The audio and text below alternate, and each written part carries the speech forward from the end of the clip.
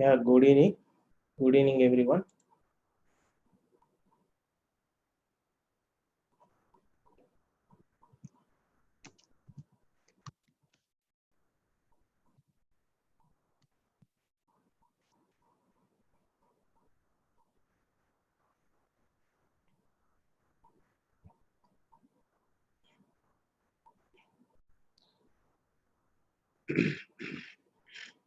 I think Manisha is asking some doubt. Sir, can we use del dict after using dict1.clear? Yes, you can use. So dict1.clear will clear only the elements of the dictionary, right? And but still the dictionary exists in the memory. And if you want to delete that complete object of the dictionary, you have to use the del. Remember, clear will clear only the elements of the dictionary, but your dictionary object will be there in the memory. Only after applying del only,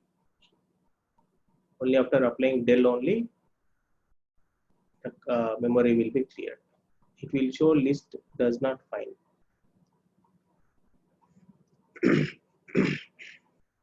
No, I think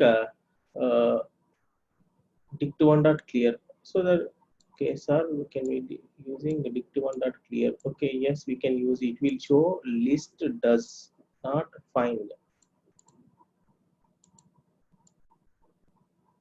Okay, if that is the case, we have to check the definition of this particular del.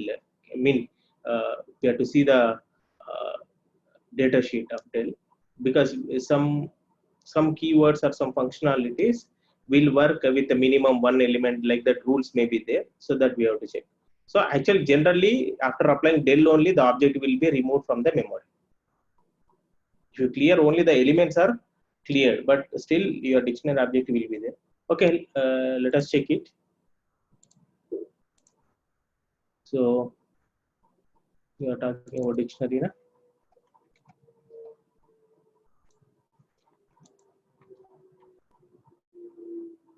Okay.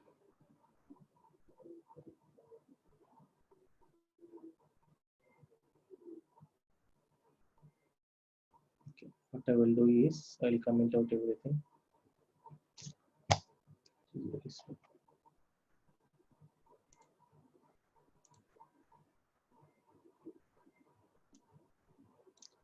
Clear only elements, na? But why del did not work? Okay.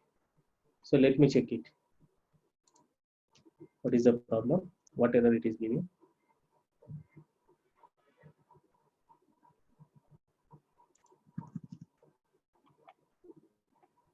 So now here,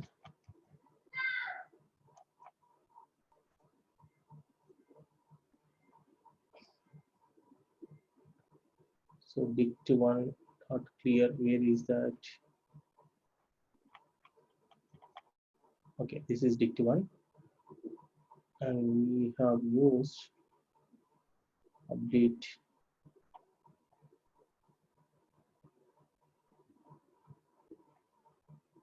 Okay, so let me write directly here. So dict1 dot clear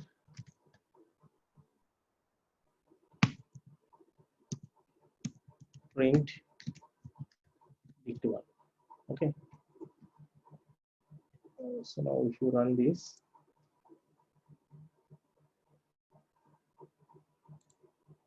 so dictionary which I want to run.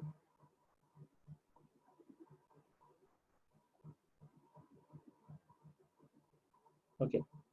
So it is nothing is there. Now I'll try to delete del dict1.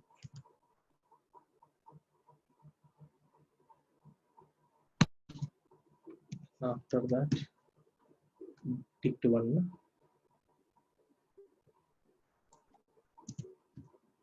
So after that, I'll try to print dict1.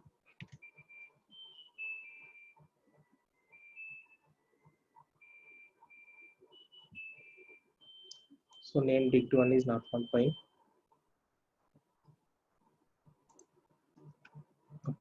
Okay.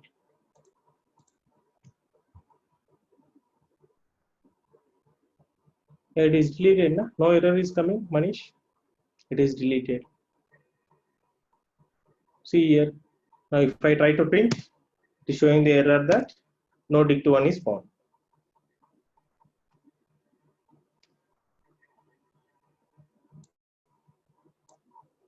The name error, no dict1 is defined.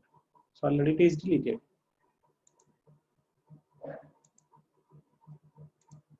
Okay, so we can delete after clearing also.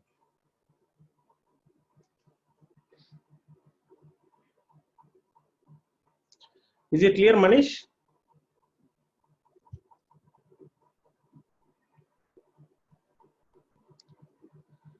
Okay, fine. Now today, so we are going to start our sorry, I not opened our PPT. Okay, we're going to start our OOPS concepts.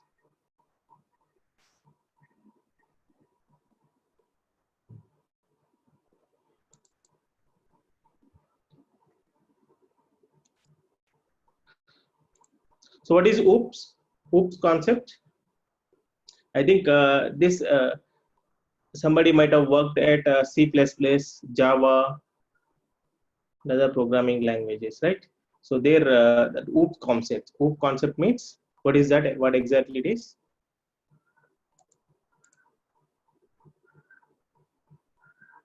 OOP.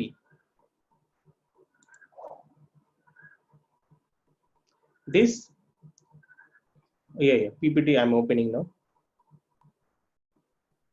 I forgot to open PPT actually. Well, it is getting open.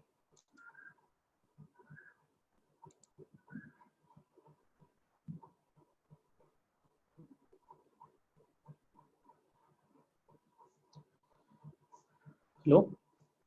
Okay.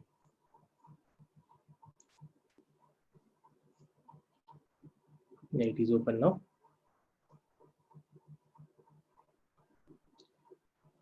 So everyone able to see this PPT? Right?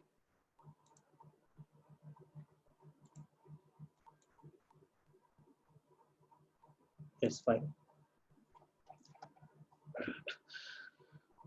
Now we have finished all the basics of the Python, all basics, whatever the basic things required. We did enough practice, right? And this arrays also we have finished. And now we are entering to the important topic, very important topic, that is OOPS concepts. OOPS means it is object-oriented programming. Object-oriented programming through Python. Okay, so of course, this what is this object oriented programming, how we can create the objects and all we are going to discuss now, and what are the features of this OOP we are going to discuss now. And but before that, earlier that C++ and Java, due to the concept of OOP, it has become okay. Yesterday I not sent because yesterday due to some power issue I could not make it out, so I will send it today, don't worry. So now what are all the futures? Due to the futures of object-oriented programming, the C++, Java, these becomes a popular programming languages, and we could do a lot of applications, right? So of course, first let us start with our OOPS concepts in Python. So now when it comes to OOPS concept, the first we have to talk about is class and object. Okay. What is class and what is object? Is anyone having an idea of OOP concept? Anyone worked with C++ or Java?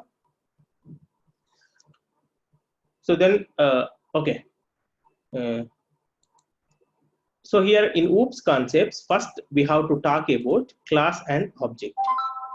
Class and object. What is class? Class. So actually here classes and objects are basic concepts of object-oriented programming which revolve around the real life entities. Okay, these classes and objects, these are the basic concepts of your OOP, that is object-oriented programming, right? So which will represent a lot of real-time entities, right? So class. Okay, what is class? So a class is a user-defined blueprint or prototype from which objects are created, right? So actually nothing but class is nothing but a blueprint. Class is nothing but a blueprint, okay, from which we are going to make objects. Right now, for example, if you want to construct any building, so first we will get the blueprint of the particular building, right? Blueprint. So that means the people the contractor who is going to construct the building, they should have the blueprint means so actually what is the area, in which area they are going to construct, what should be the, I mean, how many floors are there, how many rooms are there, what should be the room size, first room size, second room size, right? Balcony size, common area, all those things, everything will be represented in the blueprint. So by following that blueprint, they are going to manufacture the things. So here your blueprint is called, that blueprint is called a class, okay. And the rooms, I mean the buildings, for example, of course in the next slides we are going to discuss more in more about that class and object. By seeing the next slides you will understand very easily, okay. Now object. So class is nothing but a blueprint. And what is object? Object is an instance of a class. Instance of a class, right? Instance means, what is the meaning of instance? What is the meaning of instance? Instance is nothing but it is a, so any answer? Instance. What is object? Okay, right. So object is nothing but an instance of a class. That means it is a, it will take the blueprint and that blueprint will be implemented. That is called object, right? So class and object, these two are the basic concepts. These are the basic concepts of object oriented programming. And if you have the clear idea about the class and object, then easily we can work with the OOPS concepts. And now in the next slides we will see in detail what is class and what is object, right? Okay, here one example I've taken. So here I want to make call, right? I want to make call, right? I'll call someone, okay. So this is my objective, okay. So how you can make the call? You can make the call by using the landline, some rotary phone, okay, rotary phone, or you can use the digital telephone, touchpad type, touch tone type, or you can make with the cellular phone, right? Now here all these are called as objects. That means the concept is called as class. The concept or task you are going to do is called as class. Now here my concept and or my task is calling someone, right? So that calling task you can finish by using this particular phone, rotary phone, or you can finish with digital phone, or you can finish with cellular phone, okay. So here one person, okay, this is my, I told this is my task, and now one person immediately is available with rotary phone and he is making the call by using the rotary phone, okay. So that is person one, right? So the person two is having some digital phone, he is making call with digital phone. Person three is having some cell phone, cellular phone, so he is making call with cellular phone. So here three persons, all the three persons, they are executing the task, but the way in which they are executing the task may be different. The instrument means the procedure they are following to execute the task may be different. Here this is called object 1 and this is called object 2 and this is called object 3. If we say this is class, calling task is class, and we can say rotary phone scenario is one object and touch phone scenario is one object, and cellular phone scenario is one more object, right? That means you can create any number of objects for a particular class, The task may be one thing. You can execute that task in a number of ways. Okay, the task is called class, and the way in which you are executing is called as object. Okay, and the class is only blueprint. Only blueprint. Here the blueprint is I want to make call to some X person. Okay, you can make call to X person by using this phone. You can make the X person by using this phone or by using this phone. Right? Fine. Ultimately, the task has to be finished. Okay. Sorry. The task has to be finished. That is your class and objects. That means for a single class, you can create number of objects. Okay. And one more thing is, remember here I told only the task. I told only the task. I want to make someone. I want to call someone, right? But actual task is going to execute by using these three phones, right? These three phones actually they are going to execute. That means when I am telling that this is my task, I don't require any memory resources. So this, when I'm telling task now, instance means example class, it is runtime entity. Yes, correct, runtime entity. Okay. Okay. So this is one example. Let us see another example. Okay, there is a blueprint called building. Okay, building blueprint is there.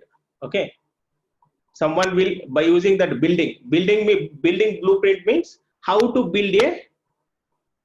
construct a building, right? So that is your task. So someone will construct home type building, someone will construct some church type, someone like a towers type. Okay, so that means all these are objects. So your blueprint is called class. All these are objects.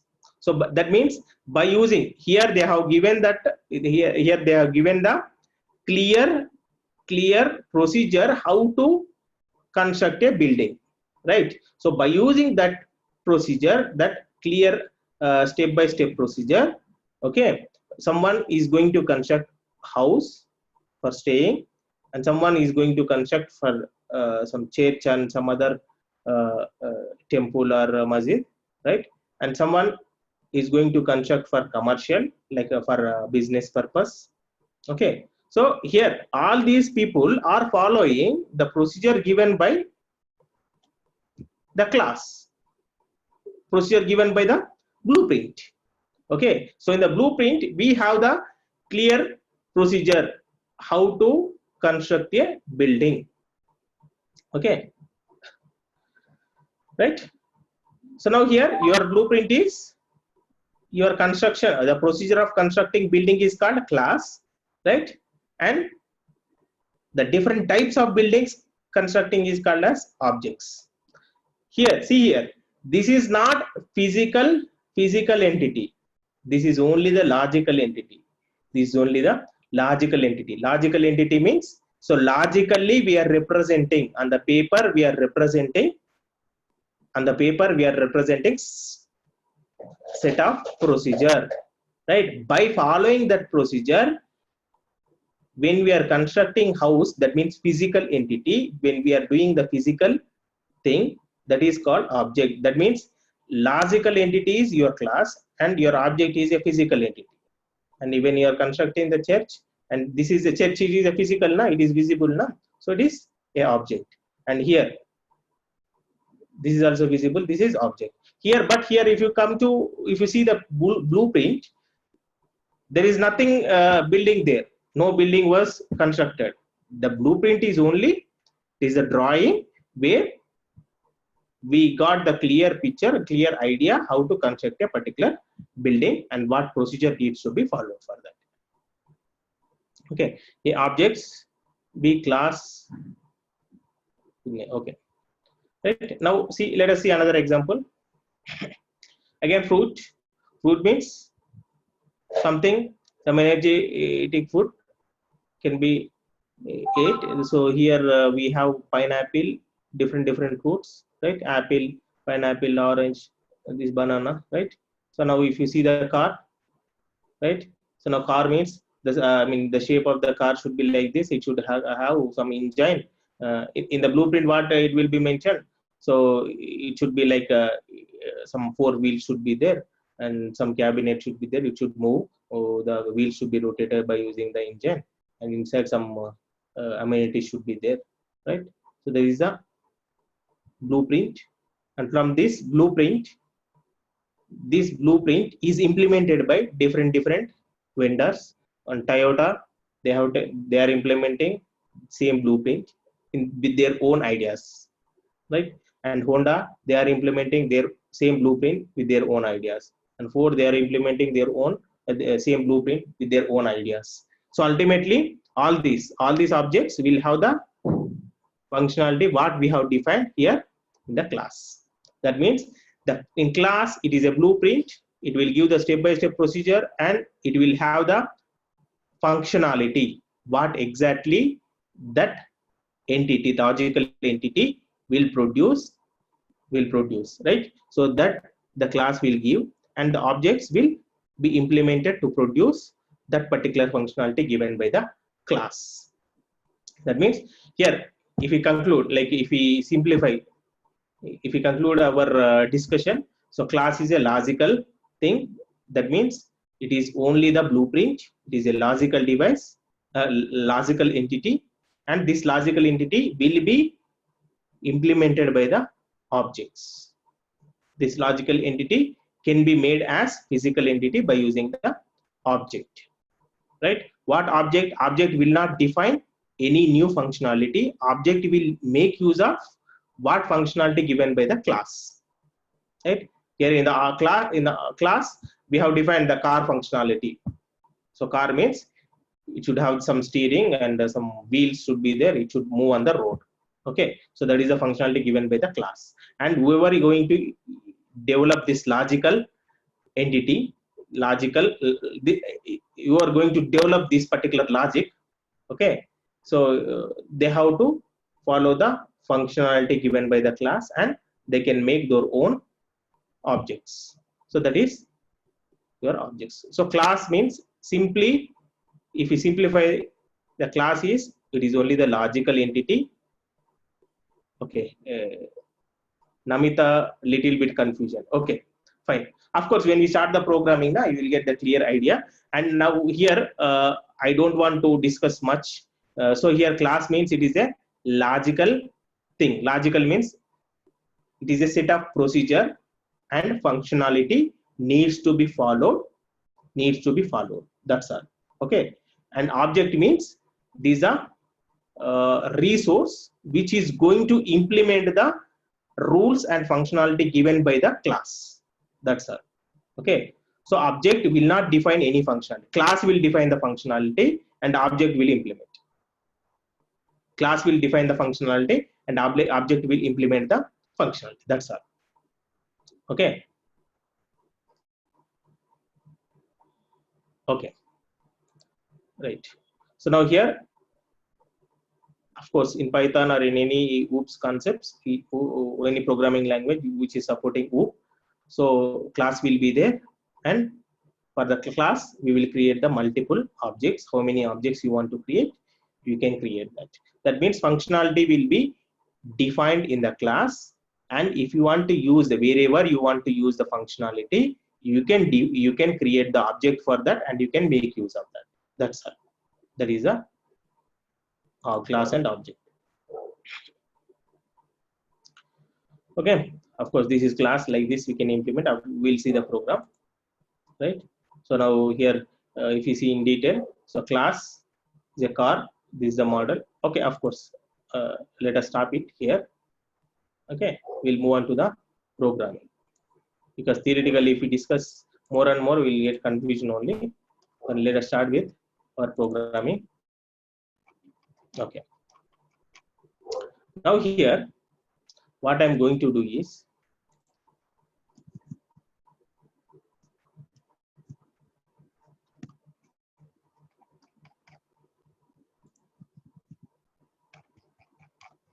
okay,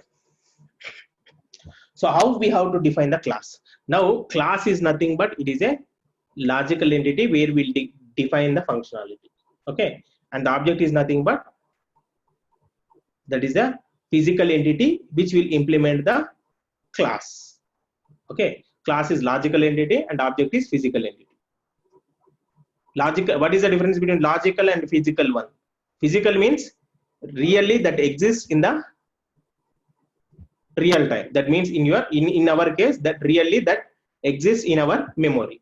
But logical means really we don't have that, but that can be implemented by the object. That's all. Right? So now here, okay, first let us see one program. After that I'll clear your doubt if you have any doubts.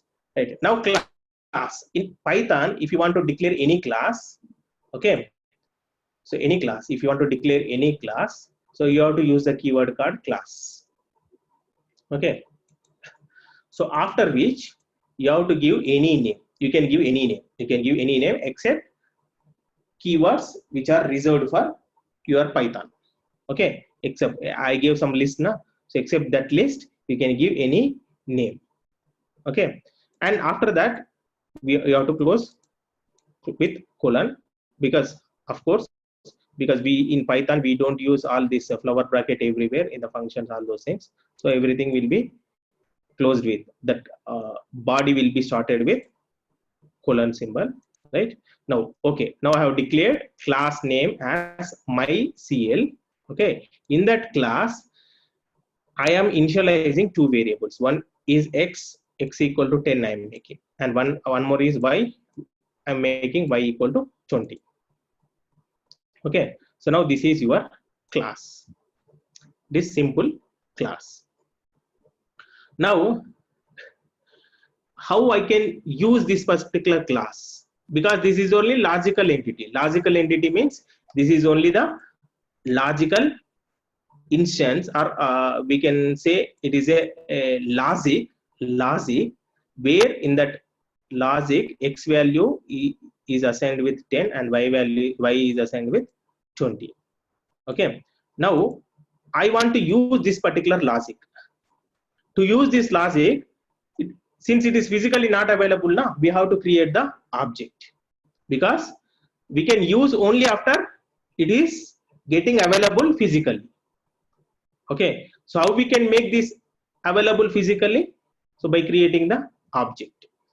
Okay, so how we can create the object? So for creating the object, you have to mention the class name and open and close the bracket. Okay, so now here I'm making p1 equal to I'm calling my class myCL, open and close the bracket.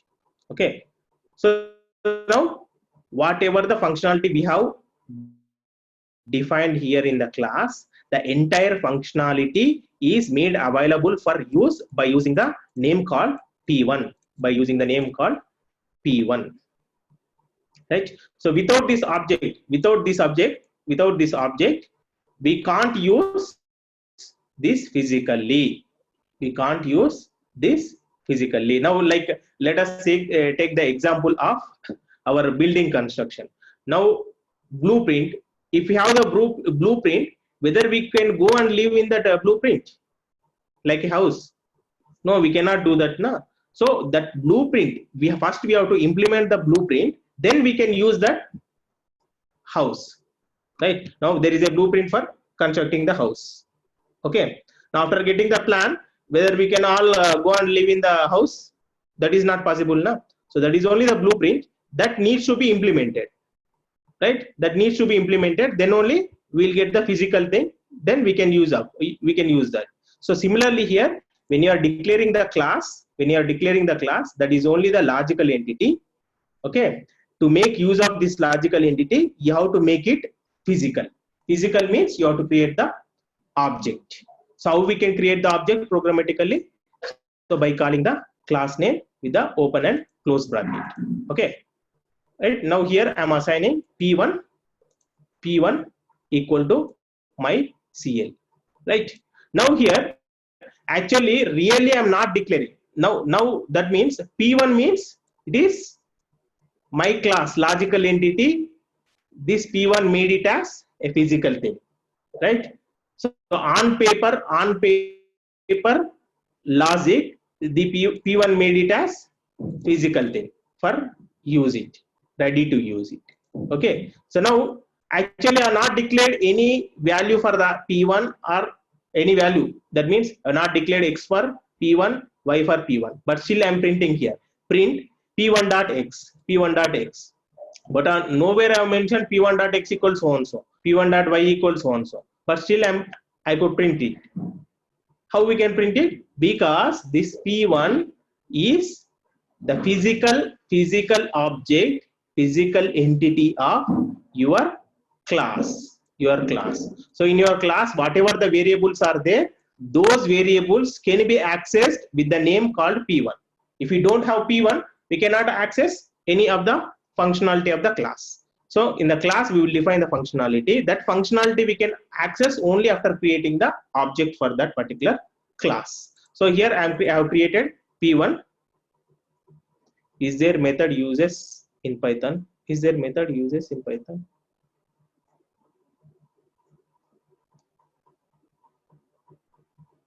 No, I think no uses method is there in Python.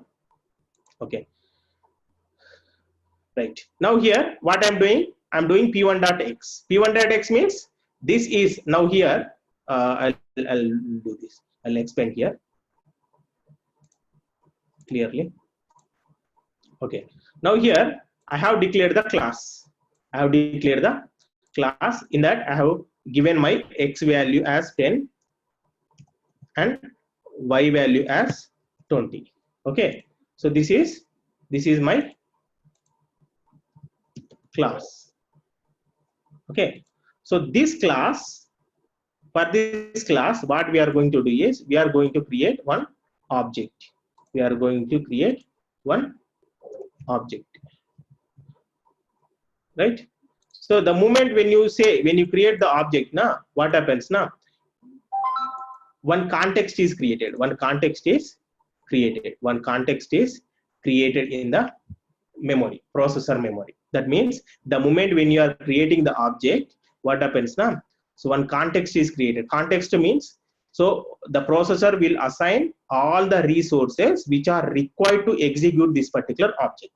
That means it assigns memory, it will assign some basic like a coding area, data memory, code memory, and some other memory mapping, right? So all those things it will assign. So now that entire group of resources are called as nothing but context. So now this is called context. Context is nothing but a group of resources required to execute the functionality. Okay. So now what is this context? This is the context for our obj1. obj1. I'm creating obj1 for this particular class, right? Right. Now here in this context you can use this 10. For example, now here I'm doing some operation like printing operation. Print whatever the functionality is there in the class, all that functionality you can use in this particular object, in this particular context. So we are printing x here and we are printing y. Okay. So this is your context. Now again, for the same class, I can create one more object also. I'm creating here one more object. So this is my obj2, object number 2. So what it will do? So this also will access all the functionality of your class. So here what it will do? Assume here I am doing that addition. Some z equal to x plus y. Okay, x plus y, right? So okay, now here I have created one object one, that is one physical entity, physical context. The moment when you create the object, now some resources are allocated to that particular object. Okay, the resources are allocated with the name obj1, and in that context you can do whatever you want. Okay, and here again I'm creating obj2. Here another context is created. Here this is context number 2. Okay. Here also all the resources are allocated for executing this particular object. Here I'm doing addition. Now here one more object I'm creating. Now this object is obj3. This object is obj3. Okay, so this all object also I'm creating for this class only. Here I'm going to do, here what I'm going to do is same. I want to do z equal to x into y. So this is the functionality I'm going to do. Okay, that means here obj1, 2, 3, 3 objects are there. In the first object, simply we are taking the, actually x and y are declared in the class only. This 10 and 20 is there in the class only. So logically it was declared. So now I'm taking the x value and y value, I'm just printing in the object 1. Here I'm what I'm doing in object 1, so just I'm doing the printing operation. In object 2, what I'm doing, again x and y I'm taking here, I'm going to do the addition, right? Then again in the third object also I'm taking x and y, here I'm going to multiply the two numbers. Okay, so the objects will create the physical context. Now for example, this x value is printed, y value is printed. What the memory management unit of your operating system will do is, it will, once this is executed now, it will remove your object, that it will remove your context. Once the object task is over, it will release all the resources allocated to that particular object. Okay, so now once this object 3 is also executed, the operating system will remove all the resources allocated to the object 3 also. Okay, so that is the concept. Okay, now for example, now I'm creating another object. Now I'm creating another object. Okay, here in this object, what I'm going to do is, I'm going to take all the mathematical operations, right? Mathematical operation, what is that? So a equal to x plus y, b equal to x minus y, and c equal to x into y. So all the mathematical operations I'm going to do. Okay, so that means here this is another object called some obj 10th object, assume. Okay, this 10th object, again it is using the functionality of the class and it is making its own work. Okay,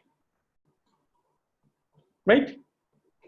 That means actually generally if you don't have the class, what you have to do?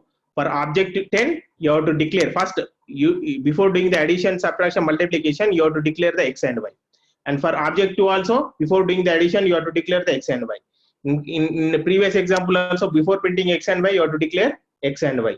In object 2 also, before doing multiplication, you have to declare x and y, right? So that means in every object there is a common thing, that initialization of two variables. So that functionality I'm putting in the class, that's a functionality I'm going to use in different objects. No need to repeat again and again.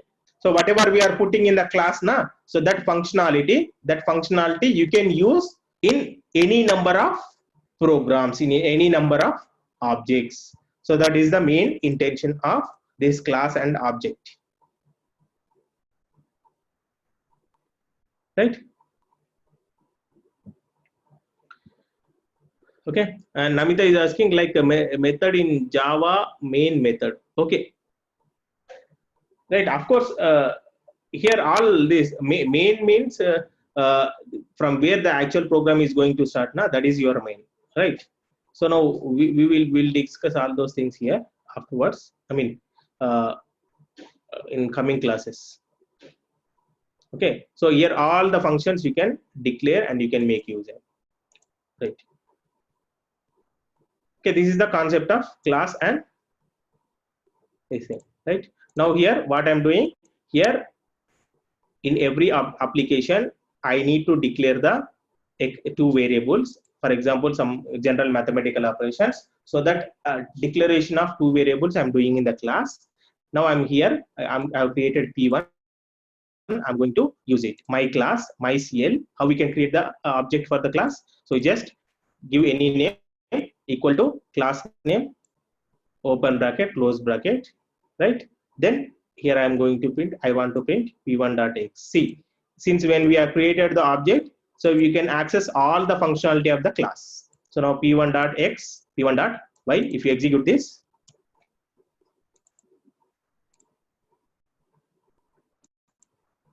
right? If you execute this, you can see here 10 is printed, x value is 10 is printed, y value is 20 is printed. But actually we are not declared anything here, The 10 is declared here in class, 20 also declared in class. But still you can access all the functionality of the class with the name called object. Okay, any doubt? So this is the simple class and object. And if you don't have a doubt, we will move forward, right?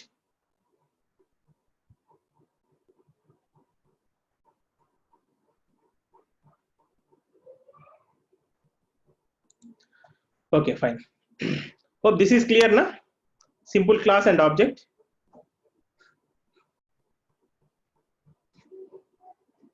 Yeah, much.x.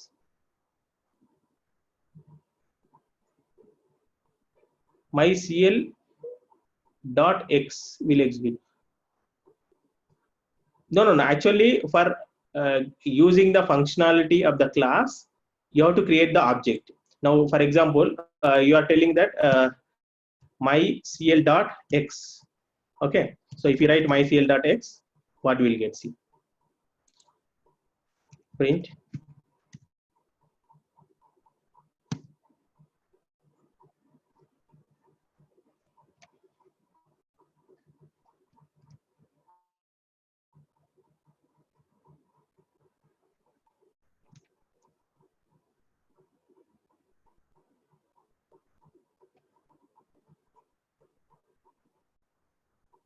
Okay, still we are getting. Okay, you can access the class with the class name also. You can access the members with the class name also. Okay, so when you are telling this also, it will be treating it as, see, why it is taking as default, because for everything, for every class there is a constructor called constructor. That constructor is nothing but it is a method, right? So it is a method. So generally that method name is always the name of the class. So that's the reason we could print it with the mycl.x. Okay. So but general procedure is you can access, you can create the, you can access the class functionality by creating the objects, right? So if you want to access, now for example, this is one functionality. I want copy of this functionality. You create one object called p1, right? And you can use it. And I want 10 copies of this functionality. You can create 10 objects, p1, p2, p3, p4, p5, p6, p6, p7, 8, 9, 10. And if you want 100 copies of this functionality, you can create, right? So that is nothing but code reusability. So, but the functionality actually we are defining only once, right? That functionality we are going to use many number of times, right? Many number of times. Okay. Then why need p1?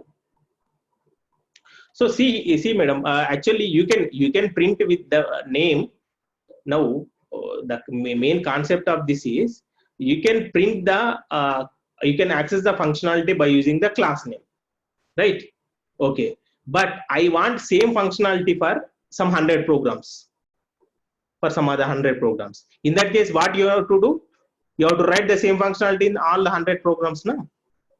But if you have the class and object concept, if you have the class object concept, you can declare that common functionality in the class, and you can create wherever you want, in which program, wherever you want, there you create the objects for that particular class, and you can make use of that particular functionality. This is called code reusability. Okay, right. So now this is simple class. Okay, now we'll go to next class.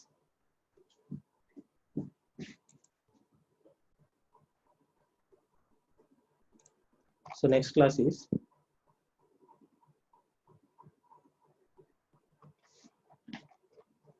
okay, the simple class is over.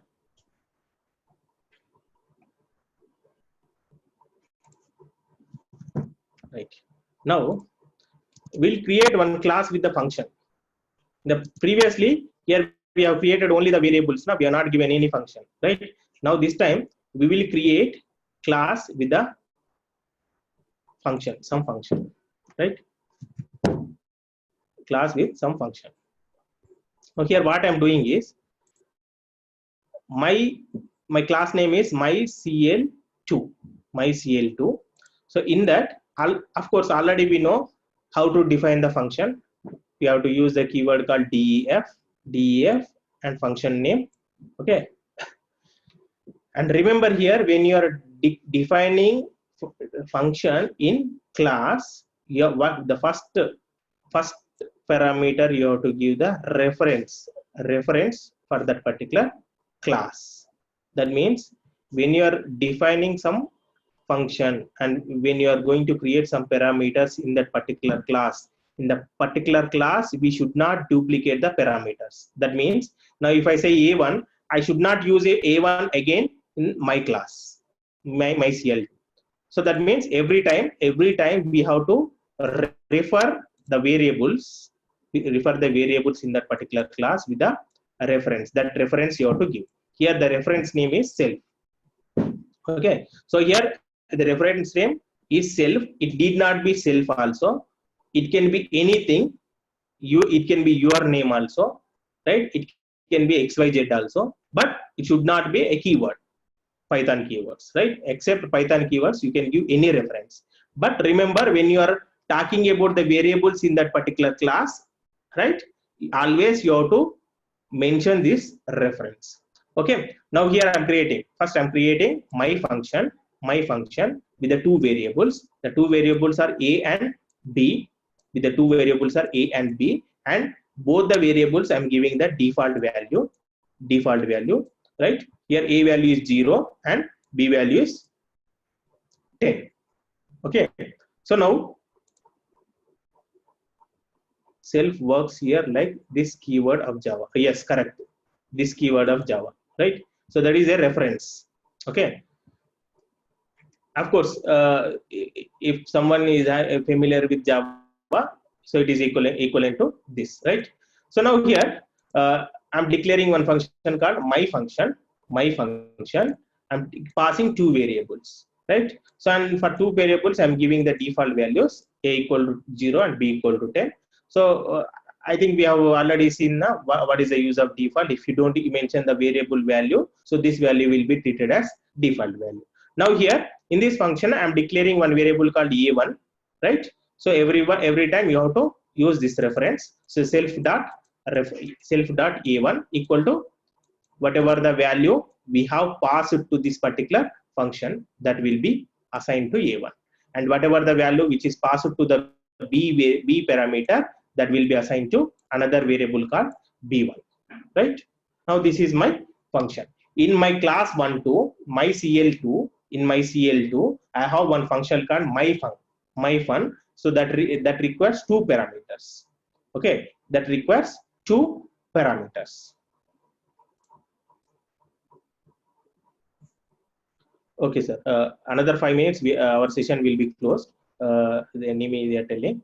Okay. So now let us finish this. So now here, this is my class. This is my class. So for this class, I'm going to create the object. Okay. So how I can use P0? I'm creating, right? Or I'll do that obj1 my cl2. That means entire class my cl2 entire functionality will be there in obj1. Now whatever the methods are, okay, whatever the methods are there in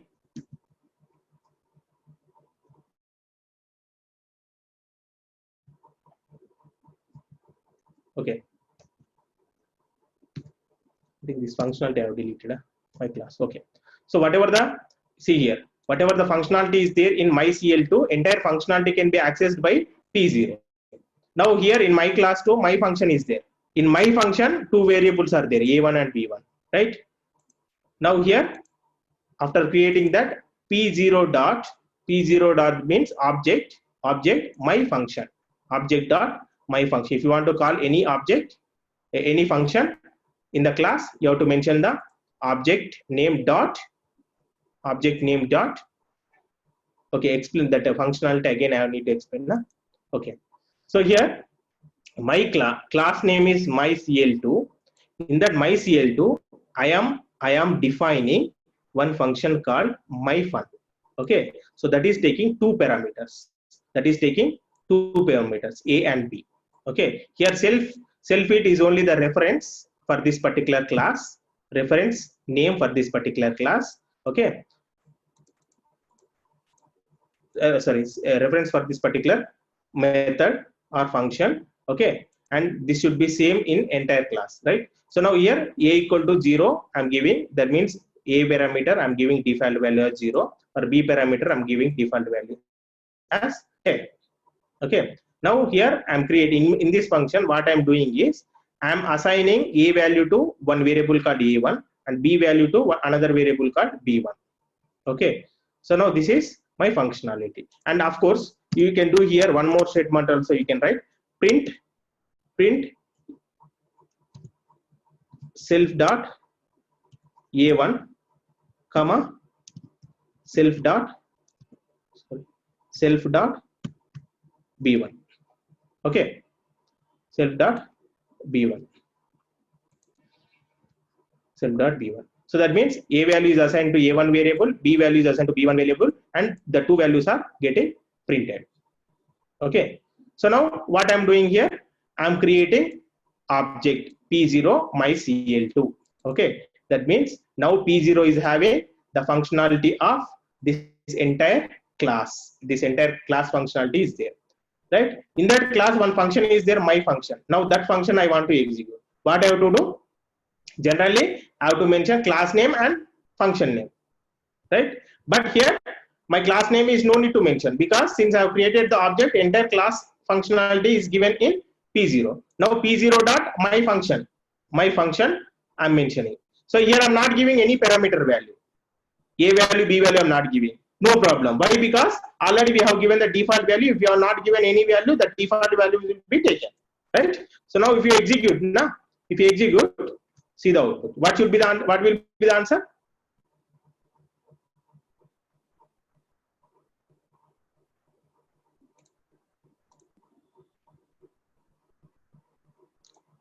Okay, some maybe this commenting issue, double commenting. Okay, here commenting issue there. Okay, right. So if session closes, I will continue in the next class. Don't worry. Tomorrow 4 to 5 will make it. Okay, see here, 0 and 10 will be printed. 0 and 10 will be printed. See here, 0 and 10 will be printed. See, I'm accessing my function. This my function is nowhere related with, we are not defined anything here. This is the part of my CL2, but still we can access that function of my CL2 since I have created the object for that particular class. So still I can print it. Now here I can create another object also. P1 equal to my CL2. Okay, then P1 dot my fun. Okay, 30 comma 40. Right, now if I execute, same 0 10 and 30 40 will be printed. See, 0 10 31. So now here the functionality is only defined once, but here I'm accessing that functionality by creating the object name as P0 and same object name as P1. Here default values I'm printing. Here accessing with P0 object, I'm accessing with default values. In P1 object, I'm accessing with my own values. Right? Hope it is clear. Of course, next we will in the next class also I'll repeat this thing. Tomorrow 4 to 5 we'll have the class again. Okay. So I'll repeat this and I'll continue the class. If you have any doubts, you just prepare, you keep your doubts ready so that I'll explain them. Okay, now I think Nimi is going to close the session.